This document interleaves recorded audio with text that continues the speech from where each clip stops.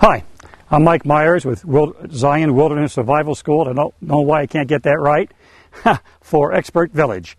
We talked earlier about being prepared for any sort of a wilderness outing, but no matter what you do, it doesn't mean you can't get yourself into difficulty, you can't get lost. Happens all the time. So the key thing is, what are you going to do once you realize that you are lost?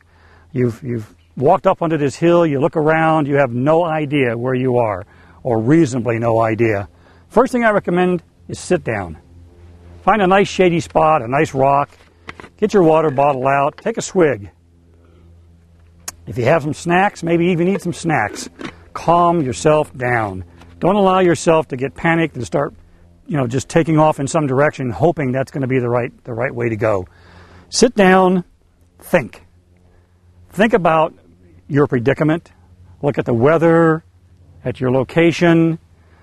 Hopefully before you ever left, you told somebody where you were going and when you expected to be back. And that person is somebody who's responsible enough, they're going to call the rangers or the police or somebody and tell them that you're lost. You never came back like you said you would. If you've done that, then the smartest thing probably is to stay right where you are, because you're relatively close to where you should be.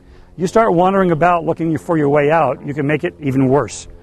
And if a search pattern develops and they're out looking for you and you start wandering around, you might leave one area and go into an area they've already searched.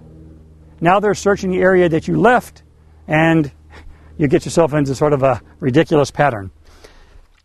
If you happen to hear somebody in the area, maybe a helicopter flies over, one of the items you should have in your pack is that emergency signaling mirror. Another item that you might use, remember that solar blanket? If you notice, it's very shiny. It's large. You can lay that out on the ground. Even if you put it over yourself to keep the sun off of you, it's still reflecting, so it's a signaling device. Find a nice open, flat area the best you can. If you can use rocks, put boulders together, or logs, or a combination of both to spell out the letter X. Better yet is 3 X's. Groups of 3 is an SOS technique. Sometimes you can use brush. Anything that's going to stand out on the landscape. You need to use something that's significantly different colored than what you're standing on. Otherwise, it's just going to blend in. Stay put. Look for somewhere where you can hunker down, get out of the sun, get out of the rain, get out of the wind, but try to put your signaling devices out in the open where people are going to see them. And again, don't panic.